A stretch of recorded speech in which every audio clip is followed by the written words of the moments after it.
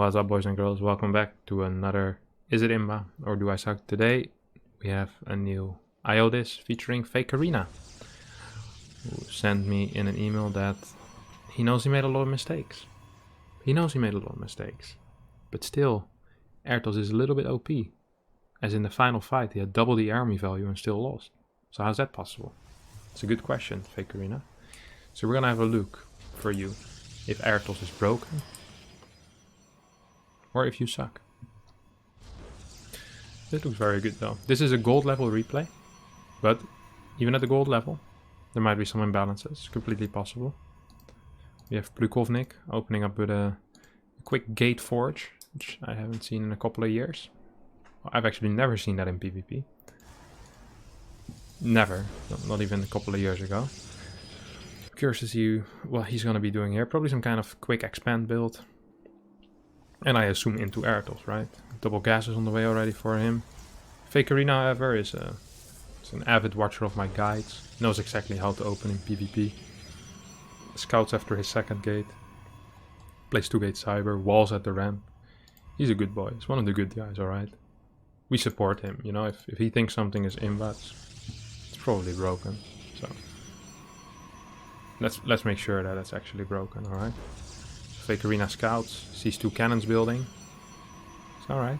It's probably no macro play behind this, or probably a big macro play actually. Probably a nexus behind there. Loses his first probe to the cannon, but happens to the best, you know. It's a throwaway probe. It can happen to anyone. I lose probes all the time like that. It has nothing to do with imbalance, or nothing to do with sucking. It's nothing to do with imbalance either, but you know, it's the way of the world. As a response to seeing a full wall with two cannons, he gets a robo before Nexus. I'm not a massive fan of that. I would have preferred seeing Sentry into Nexus and then perhaps Stack or another Stalker, something like that. But instead we get robo into, I guess, Nexus, then Sentry Stalker maybe. If you do want to scout with that hallucination, right? You want to get some information on your opponent. You want to make sure that you have something for him. You know what he's doing, especially after seeing two cannons. Like, it might be something sneaky going on. It does have the robo, so you can get an observer as well, but here we go with that sentry, will be very useful. Meanwhile, big chronos on the probes. Does stop probe production temporarily, but that's all good. I don't mind. No pylon on the low ground. He knows there won't be any move out from Plukovnik, so I also don't mind that. Oh, here it is. I spoke too soon once again, boys. So far, Fakerina is playing a good game, a solid game. Sure, the mechanics are a little lacking. Sure, it's not looking too great, but it's okay. We don't have a forge on the way yet. We have 100 energy and we haven't hallucinated yet.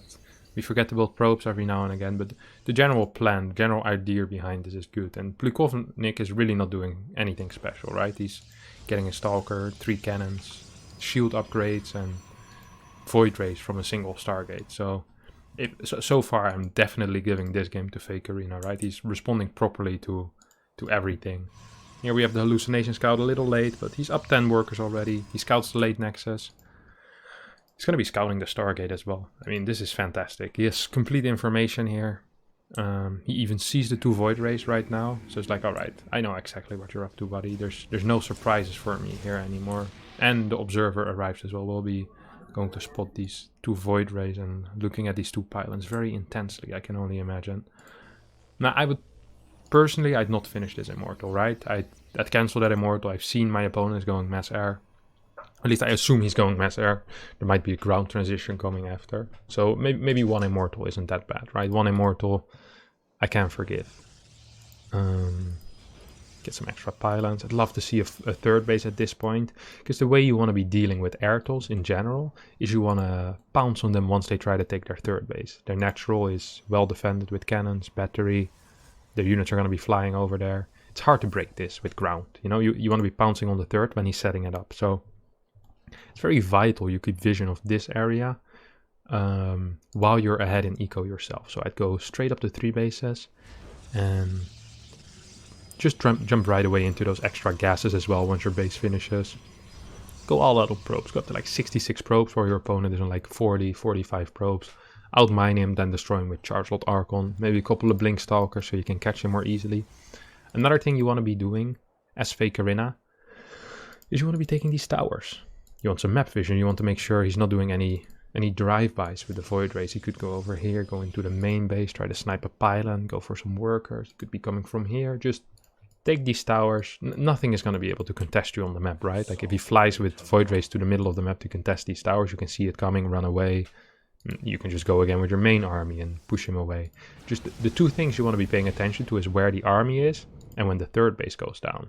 Now, we do know when the third base goes down, as we had the observer there for a very long time. We don't quite know where the army is, which is an issue, but as Fake Arena is so far ahead in army value, in quality of the army, as well as in upgrades, by the way. +2 already on the way. He's doing a fantastic job. Getting a good probe count, couple of cannons. Not a massive fan of the cannons, but some extra defense, maybe win some time in case void rays try to snipe a base. That's all fine. But right now we don't actually have vision anymore of this third base, and this is really where we want to be pouncing. On top of that, we're continuing Immortal production, which is quite frankly an interesting play. Out of Skytos, the only transition you're gonna make is Carrier, or maybe you add some Disruptors. I've never seen a Blink Stalker transition out of Skytos, but maybe he has insider knowledge about Plukovnik and he knows he likes to build Blink Stalker, so he's already preparing for that with those Immortals. Adding a couple of Templars as well. I much would have preferred that to be a Prism, of course, so he can start putting on pressure onto this third base. If you take a look at the armies right now, we have 9 Void Rays against 4 Archons, 7 Stalkers.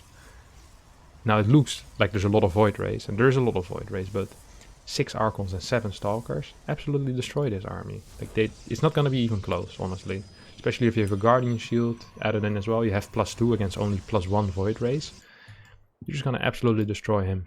Instead, what we see Fake Arena sending out about 9 Zealots here, which will be heading towards this, well, really the area where Plukovnik is camping right now.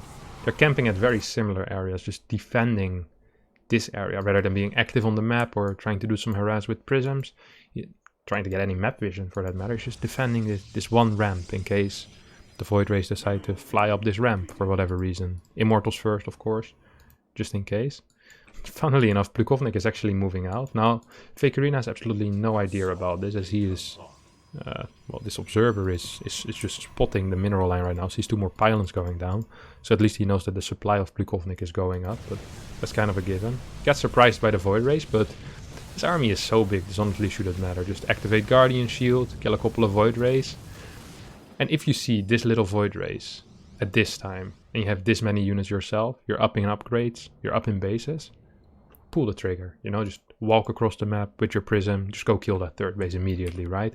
You're up so far at this point, there's absolutely nowhere you're gonna lose a battle. I mean, it's, what is it, 9 Void Rays against 13 Stalkers and 7 Archons. That's, yeah, I'm not even quite sure what to say. That's not gonna be a close fight, it's not gonna be pretty. There's a single cannon, 2 batteries, it's not enough either. It's really a 30, well, at this point a 50 supply lead, double the army supply here. Now, of course, there's 3 Immortals now, so definitely preparing for that Blink Stalker switch that Plukovnik apparently is known for.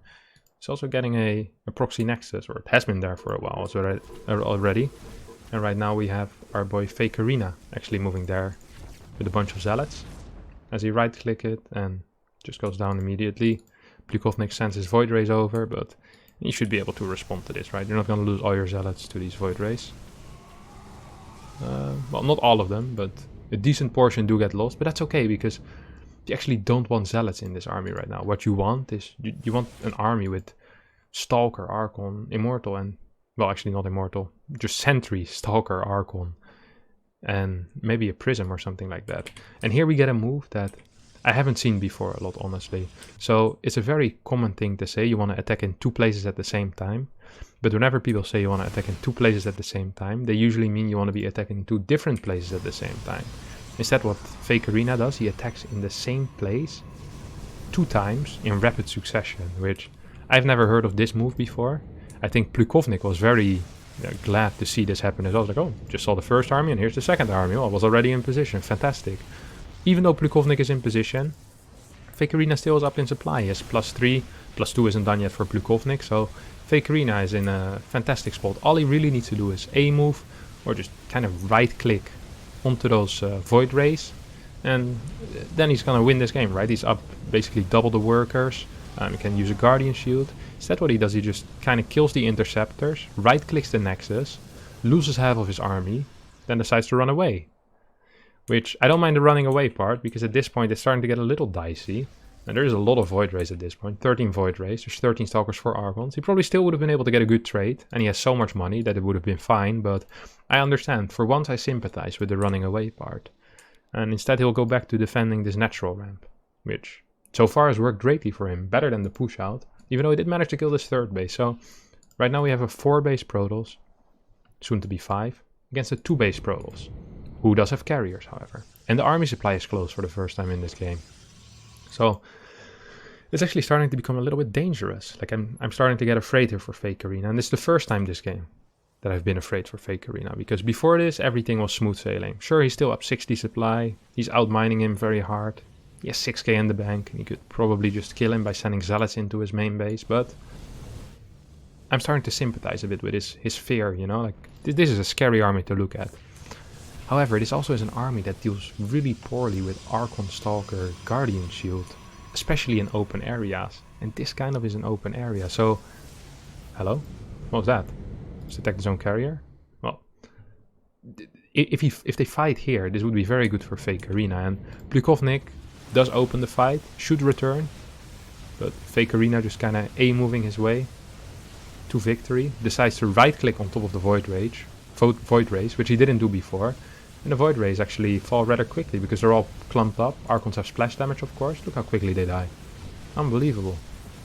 And this fight, even though Fake Arena had an awful fight on the other side of the map, absolutely destroys Plukovnik, who was on 2 bases. Sure, Fake Arena lost 2 bases himself, but he has 5k in the bank. He could literally rebuild 12 bases, take every single base on the map at this point. Probably still have some money left over by the time the probe is done building all of those. Another carrier gets gifted, and right now we have triple the army supply for Fake Arena. Now, a logical move after absolutely destroying your opponent is to try to at least deny a base, right? Deny a base, maybe even try to kill him. You know, at some point you will need to win the game. Just being up 100 supply all game long doesn't actually win the game. You do have to kill him eventually. Fake Arena, however, once again very content with this just defending this area for a while and making sure nothing scary is on the map with this observer. Make sure there's no extra bases. Sees this third base. And he's like, ooh, that's a third base. Or maybe a fourth. Maybe this base has been rebuilt. Let me go there. You know what? I'll go and fight that. That looks like a base that I can take, right?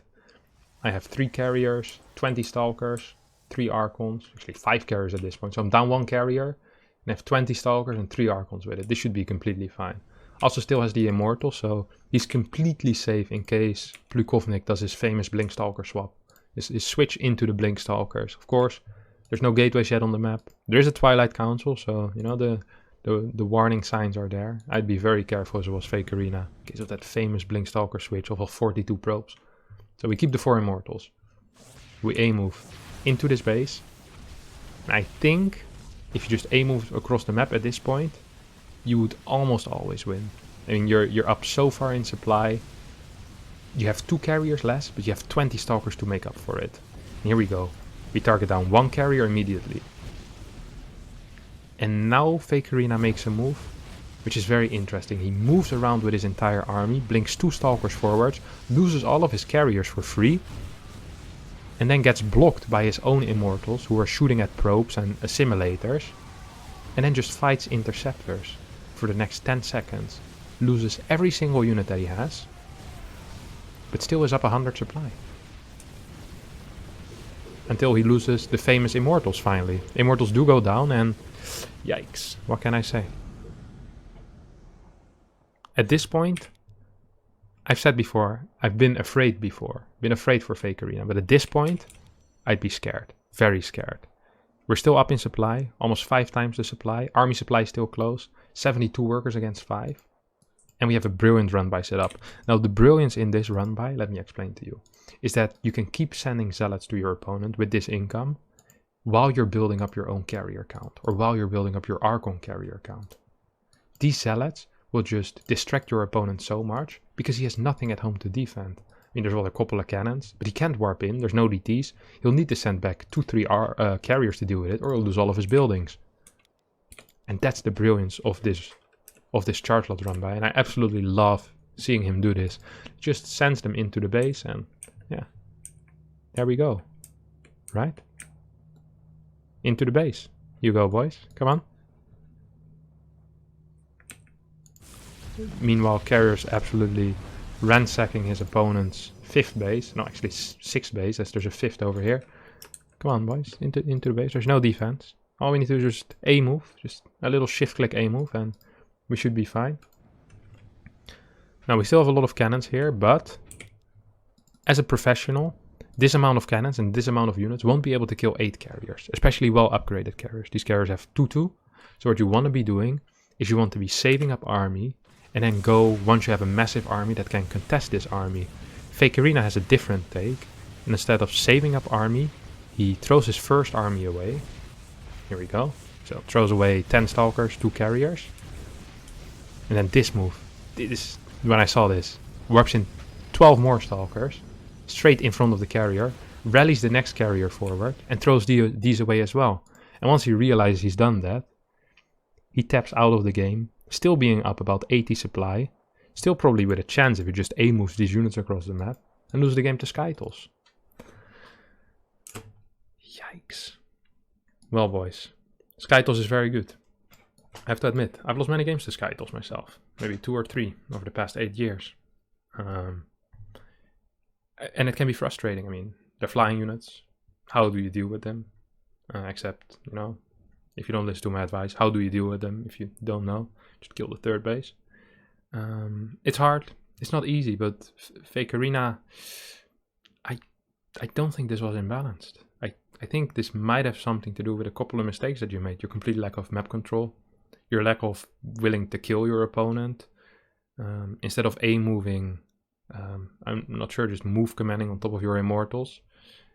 And just frankly, just sending so many units into their death for free that it almost felt a bit comical. I don't think this is imbalanced at all, my friend. I think you just suck.